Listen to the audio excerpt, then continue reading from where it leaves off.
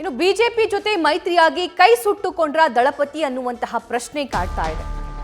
ಮೈತ್ರಿಯಲ್ಲಿ ಯಶಸ್ಸಿಗಿಂತ ದಳಪತಿಗಳಿಗೆ tension ಹೆಚ್ಚಾಗ್ಬಿಟ್ಟಿದೆ. ಲೋಕಸಭೆಯಲ್ಲಿ ಮೈತ್ರಿ ವಿಜಯಕ್ಕೆ plan ಮಾಡಿದ್ದಂತಹ Kumaraswamy, ಮೈತ್ರಿ ಬಳಿಕ ಕುಮಾರಸ್ವಾಮಿಗೆ ಒಂದಿಲ್ಲೊಂದು ಚಿಂತೆ ಕಾಡ್ತಾ ಇದೆ. ಮೈತ್ರಿಗೂ ಮೊದಲು ಏನೇ ವಿಷಯ ಬಂದರೂ ಡೋಂಟ್ ಕೇರ್ ಅಂತಿದ್ರು, ತಮ್ಮ ಸ್ಟ್ಯಾಂಡ್ ಏನಿದೆಯೋ ಅದನ್ನು ತಗೊಳ್ತಿದ್ರು. ಆದರೆ ಆಫ್ಟರ್ ಮೈತ್ರಿ ಅದಾಗ್ತಾ ಇಲ್ಲ. ಕುಮಾರಸ್ವಾಮಿ ಬಿಜೆಪಿ ಜೊತೆಗಿನ ಮೈತ್ರಿ ಬಳಿಕ ಮೌನಕ್ಕೆ ಶರಣಾಗಿದ್ದಾರೆ ಅನ್ನುವಂತಹ ಸಿಚುವೇಶನ್ ಸದ್ಯಕ್ಕೆ ನಿರ್ಮಾಣವಾಗಿದೆ. ಈ ಬಗ್ಗೆ ಮತ್ತಷ್ಟು ಲೈವ್ ಡೀಟೇಲ್ಸ್ ನಮ್ಮ ಪೊಲಿಟಿಕಲ್ ಕರೆಸ್ಪಾಂಡೆಂಟ್ ಮಂಜುನಾಥ್ ನೀಡ್ತಾ ಹೋಗ್ತಾರೆ. ಮಂಜುನಾಥ್, ಕುಮಾರಸ್ವಾಮಿ ಅವರು ಮೈತ್ರಿಗಿಂತ ಮುಂಚೆ ತಮಗೆ ಯಾವ ಸ್ಟ್ಯಾಂಡ್ ಬೇಕೋ, ಏನು ಸ್ಟೇಟ್ಮೆಂಟ್ ಕೊಡಬೇಕೋ ಎಲ್ಲವನ್ನು ಕೂಡ ರಾಜಾರೋಷವಾಗಿ ಮಾಡ್ತಿದ್ರು. ಬಟ್ ಆಫ್ಟರ್ ಮೈತ್ರಿ ಸೈಲೆಂಟ್ ಆದಂಗೆ ಕಾಣಿಸ್ತಾ ಇದೆ. ಡೀಟೇಲ್ಸ್ ನೀಡ್ತಾ ಹೋಗೋದಾದ್ರೆ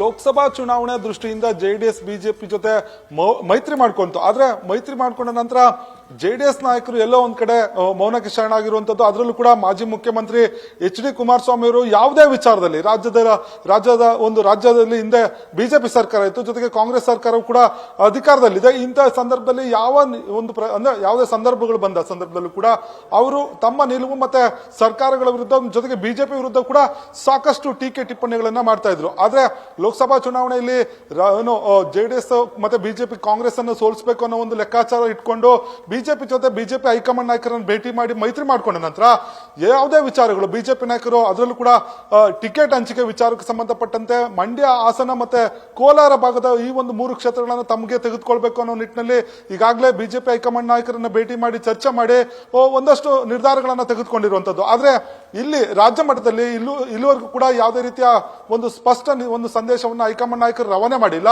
ಹೀಗಾಗಿ ಮಂಡ್ಯದಲ್ಲಿ ನಾರಾಯಣಗೌಡರ ಜೊತೆಗೆ ಸುಮಲತಾ ಅವರು ತಮಗೆ ಒಂದು ಬಿಜೆಪಿ ಟಿಕೆಟ್ ಬೇಕು ಅನ್ನೋ ಒಂದು ನಿಟ್ಟಿನಲ್ಲಿ ತಮ್ಮ ಹೇಳಿಕೆಗಳನ್ನು ಕೊಡ್ತಾ ಇದ್ದಾರೆ. ಜೊತೆಗೆ ಪ್ರೀತಮ್ ಗೌಡ ಹಾಸನದಲ್ಲಿ ಒಂದು ಬಿಜೆಪಿ ಗೆಲ್ಲುವಂತಹ ವಾತಾವರಣ ಇದೆ, ಹೀಗಾಗಿ ಬಿಜೆಪಿಗೆ ಟಿಕೆಟ್ ಕೊಟ್ಟರೆ ಒಳ್ಳೆಯದು ಅನ್ನೋ ಒಂದು ಮಾತನ್ನ ಹೇಳ್ತಿರುವಂತದ್ದು. ಇನ್ನು ಇದಕ್ಕೆ ಎರಡಕ್ಕೂ ಕೂಡ ಬಿಟ್ಟು ಈಗ 3ನೇ ಕ್ಷೇತ್ರ ಕೋಲಾರ ಕ್ಷೇತ್ರದಲ್ಲೂ ಕೂಡ ಹಾಲಿ ಬಿಜೆಪಿ ಸಂಸದರಾಗಿರುವಂತಹ ಮುನಿಸ್ವಾಮಿ ಅವರು ಕೂಡ ತಮಗೆ ಟಿಕೆಟ್ ಕೊಡಬೇಕು, ತನಗೇನು ವಯಸ್ಸಾಗಿಲ್ಲ, ನಾನು ಕೂಡ ಕಳೆದ 5 ವರ್ಷಗಳಲ್ಲಿ ಒಂದು ಸಾಕಷ್ಟು ಅಭಿವೃದ್ಧಿ ಕೆಲಸಗಳನ್ನ ಮಾಡಿದ್ದೇನೆ, ಜನರು ಕೂಡ ತನ್ನ ಪರವಾಗಿದ್ದಾರೆ, ಹಾಗಾಗಿ ನನಗೆ ಟಿಕೆಟ್ ಬೇಕು ಅನ್ನೋ ಮಾತನ್ನ ಹೇಳುವ ಮೂಲಕ ಪರೋಕ್ಷವಾಗಿ ಕುಮಾರಸ್ವಾಮಿ ಅವರು ಅಂದ್ರೆ ಜೆಡಿಎಸ್ ಮೈತ್ರಿಗೆ ವಿರೋಧವನ್ನು ವ್ಯಕ್ತಪಡಿಸಿರುವಂತದ್ದು. ಯಾಕಂದ್ರೆ ಈ ಕ್ಷೇತ್ರಗಳ ಮೇಲೆ ಜೆಡಿಎಸ್ ಕಣ್ಣಿಟ್ಟಿದ್ದೆ, ಆದ್ರೆ ನಾವು ಹಾಲಿ ಸಂಸದರಿದ್ದೇವೆ, ಹೀಗಾಗಿ ತಮಗೆ ಟಿಕೆಟ್ ಬೇಕು ಅನ್ನೋ ಮಾತನ್ನ ಹೇಳ್ತಿರುವಂತದ್ದು.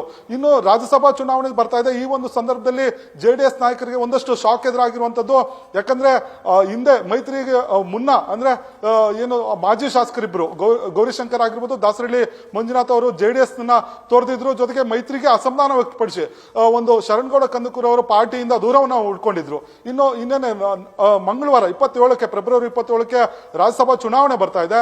ಇಂತಹ ಸಂದರ್ಭದಲ್ಲಿ ಪ್ರತಿಯೊಂದು ಮತವೂ ಕೂಡ ಇಂಪಾರ್ಟೆಂಟ್. ಇಂತಹ ಸಂದರ್ಭದಲ್ಲಿ ಜೆಡಿಎಸ್ ನ ಶಾಸಕರಾಗಿರುವಂತಹ ಶರಣಗೌಡ ಕಂದಕೂರ್ ಅವರು ನಿನ್ನೆ ಕಾಂಗ್ರೆಸ್ ನಾಯಕರು ತಮ್ಮನ್ನ ಸಂಪರ್ಕ ಮಾಡಿದ್ದಾರೆ, ಜೊತೆಗೆ ಮೈತ್ರಿ ಅಭ್ಯರ್ಥಿಗೆ ತನ್ನ ಬೆಂಬಲ ಇಲ್ಲ ಅನ್ನೋ ಒಂದು ಮಾತನ್ನ ಹೇಳಿದ್ದಾರೆ ಅನ್ನೋ ಒಂದು ಮಾಹಿತಿ ಕೂಡ ಲಭ್ಯ ಆಗಿರುವಂತದ್ದು. ಹೀಗಾಗಿ ಕುಮಾರಸ್ವಾಮಿ ಅವರು ಎಲ್ಲ ಒಂದ್ ಕಡೆ ಲೋಕಸಭಾ ಚುನಾವಣೆಯಲ್ಲಿ ಕಾಂಗ್ರೆಸ್ ವಿರುದ್ಧ ತಮ್ಮ ಸೇಡನ್ನ ತೀರಿಸಿಕೊಬೇಕು ಅನ್ನೋ ನಿಟ್ಟಿನಲ್ಲಿ ಬಿಜೆಪಿ ಜೊತೆ ಮೈತ್ರಿಯನ್ನು ಮಾಡ್ಕೊಂಡ್ರು. ಆದ್ರೆ ಈಗ ಕುಮಾರಸ್ವಾಮಿ ಅವರಿಗೆ ತಾವು ಅಂದ್ಕೊಂಡಂತೆ ಯಾವುದು ಆಗ್ತಾ ಇಲ್ಲ. ಹೀಗಾಗಿ ಎಲ್ಲ ಒಂದ್ ಕಡೆ ಕುಮಾರಸ್ವಾಮಿ ಅವರಿಗೆ ಒಂದು ನಿರಾಸೆ ಭಾವನೆ ಮೂಡಿದೆ ಅಂತ ಹೇಳಿ ಮಾಹಿತಿ ಲಭ್ಯ ಆಗಿರುವಂತದ್ದು. ಸಭಾ, thank you Manjunath. News First ನಿರ್ಭೀತಿಯಿಂದ ನಿಮ್ಮ ಪರವಾಗಿ.